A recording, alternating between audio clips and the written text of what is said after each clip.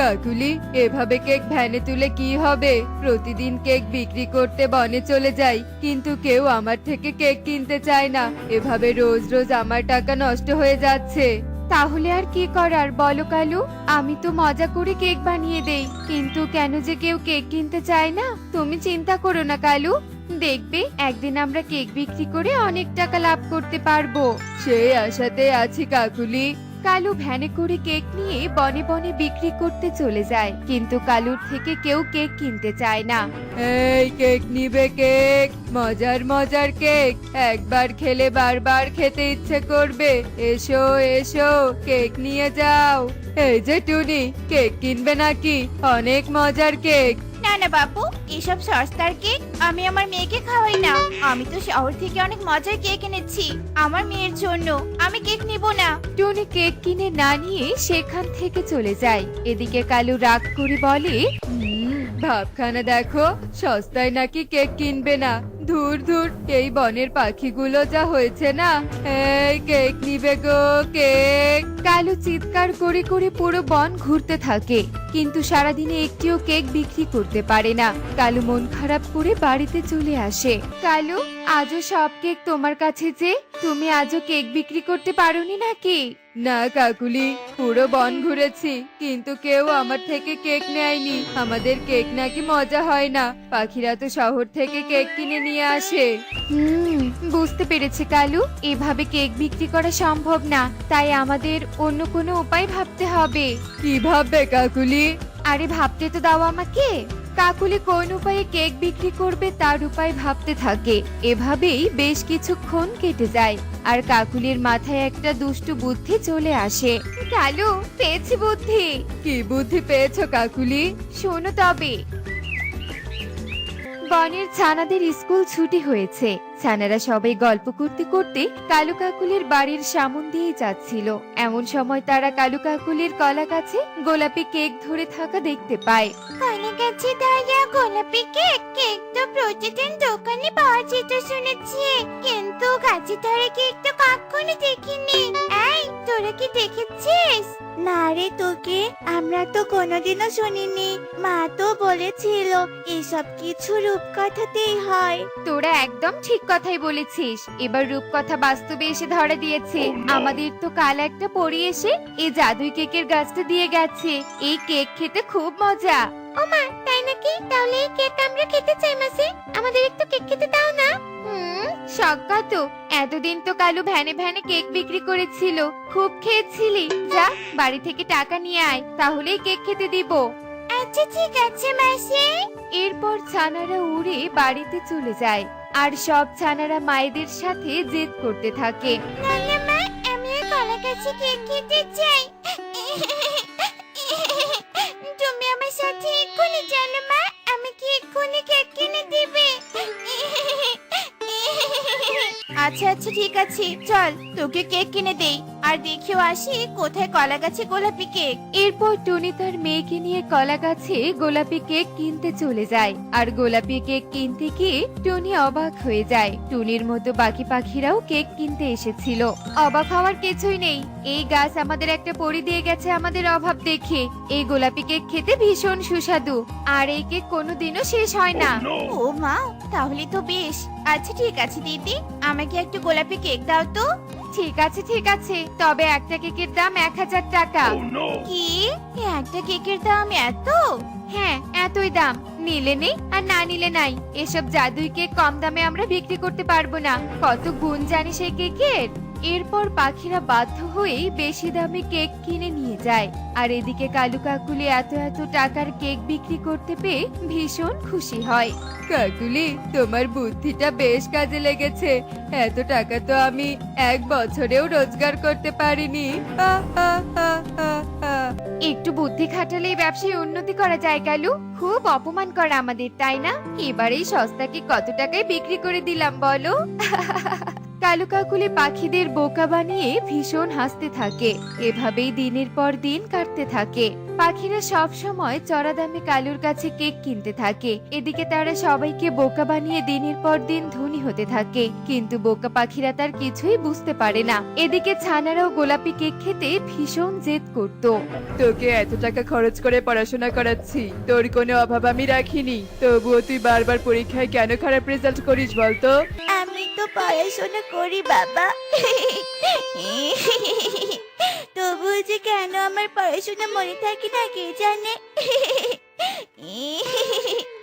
তুমি আমাকে আর বকো না বাবা। কবুতর আর পারুলের কথা আড়াল থেকে কালু কাক শুনতে পায়, আর কালু কাক তাদের কাছে এগিয়ে আসে।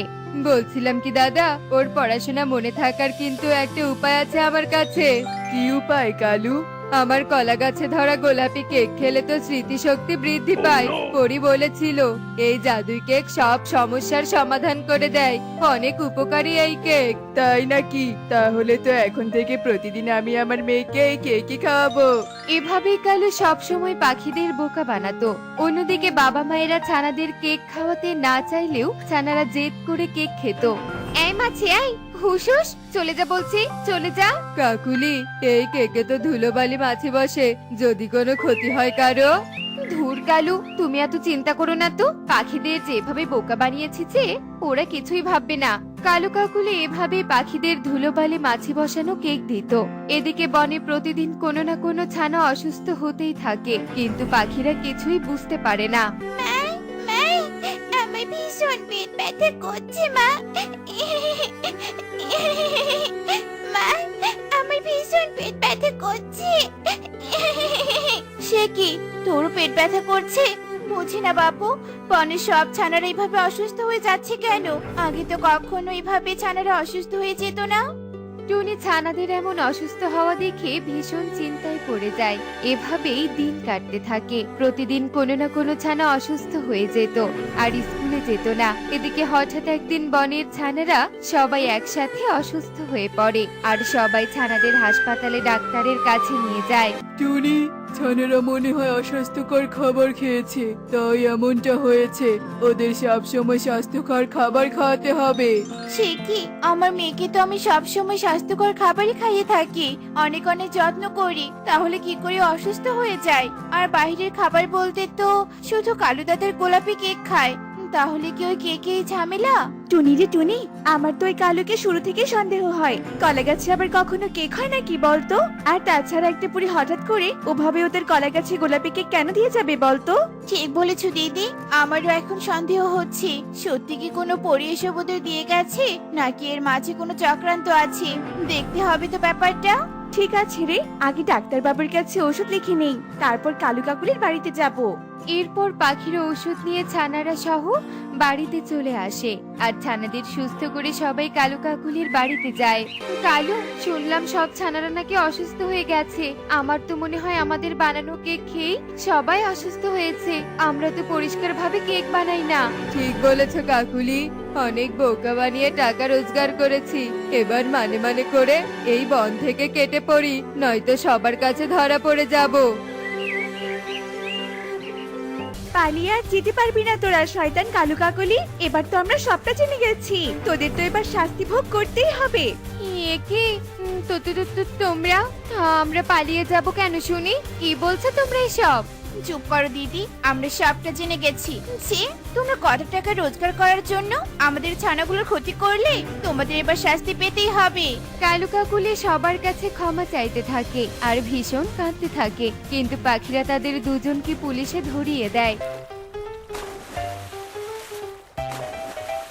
দেখলে তো বন্ধুরা, অন্যায় করে বেশি দিন বাঁচা যায় না, তাই আমরা অন্যায় থেকে দূরে থাকবো। এমনই সব মজার মজার শিক্ষণীয় টুনি পাখির গল্প দেখতে আমাদের সাথেই থেকো। আর গল্পটি কেমন হয়েছে তা কমেন্টসে জানাতে ভুলো না কিন্তু। Bye bye. কাজ দিবে গো, সব রকম কাজ পারি, কাজ দিবে গো। কে গো তোমরা? আমরা দুজন অনাথ বন্ধু, আমাদের বাবা মা কেউ নেই, তাই বনে বনে ঘুরছি। যদি কোনো কাজ পাই তাহলে ভালো হতো। বেশ বেশ, আমি তোমাদের থাকতে দিব। প্যাঁচা রাজি হয়ে যায় দুই বন্ধুকে কাজ দিতে। এরপর প্যাঁচা তান্ত্রিকের সাথে অন্ধকার জঙ্গল দিয়ে তেপান্তরের মাঠ দিয়ে যেতে যেতে পড়ল একটা বাড়ি। বাড়িটি ভারী সুন্দর, পাশেই একটা বাগান, আর সেখানে রং বেরঙের ফুল গাছ, আর একটা সুন্দরী মেয়ে সেই বাগানের জল দিচ্ছিল। আহা, কি সুন্দর! আহা, এমন একটি মেয়েকে যদি আমি বিয়ে করতে পারতাম, আর যদি আমার কিছু গরু বলদ থাকতো, আমরা তাহলে সুখেই জীবন কাটাতে পারতাম। তোমার ইচ্ছে আমি পূরণ করতে পারি। সত্যি? আপনি পারবেন বাবা? তোমার জন্য এতটুকু করতে পারবো না? তান্ত্রিক এগিয়ে গিয়ে মেয়েটির সাথে কথা বলে।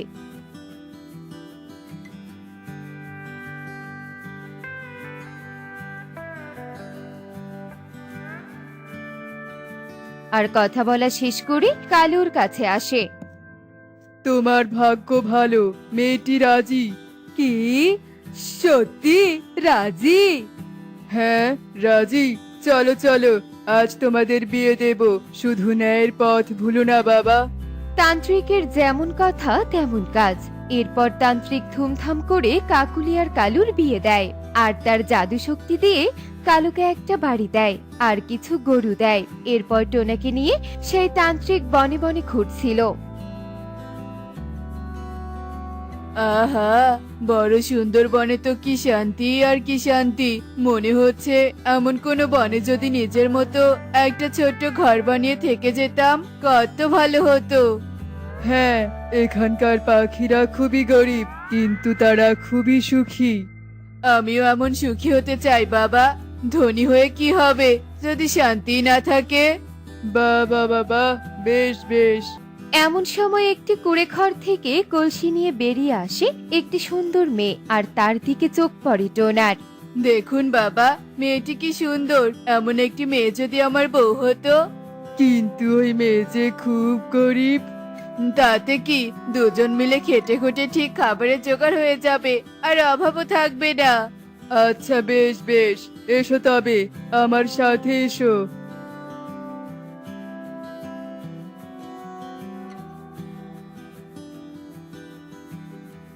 মা গো, একটু জল দেবে মা? তুমি বসো বুড়ো বাবা, আমি দিচ্ছি এক্ষুনি।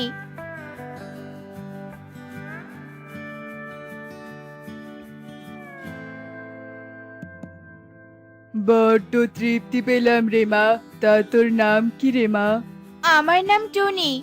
মা টুনি, আমি এই টোনার ধর্ম বাবা। ও অনাথ। তা তোমাকে আমার ছেলের বড্ড পছন্দ হয়েছে। তুমি যদি চাও তাহলে আমার ছেলেকে তোমার হাতে তুলে দিতে পারি। আচ্ছা বাবা, আমি রাজি। ঠিক আছে মা, ন্যায়ের পথ কখনো ভুলো না, কেমন? আমি চললাম। এরপর কেটে যায় বেশ কয়েক বছর।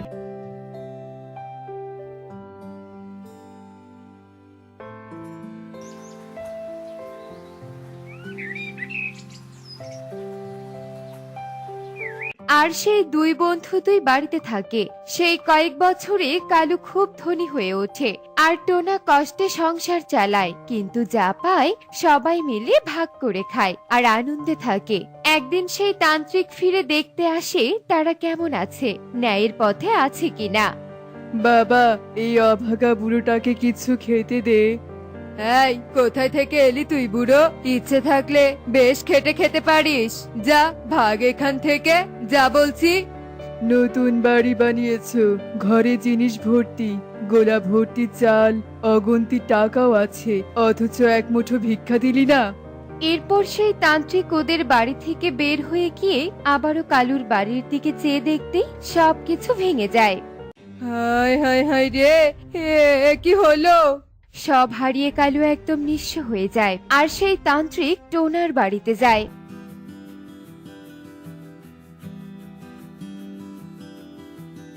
এই যে বাবা, কিছু খেতে দে না, সারাদিন যে কিছুই খাইনি। হ্যাঁ গো, শুনছো? হ্যাঁ বলো। এনাকে ঘরে নিয়ে গিয়ে বসাও, আর কিছু খেতে দাও।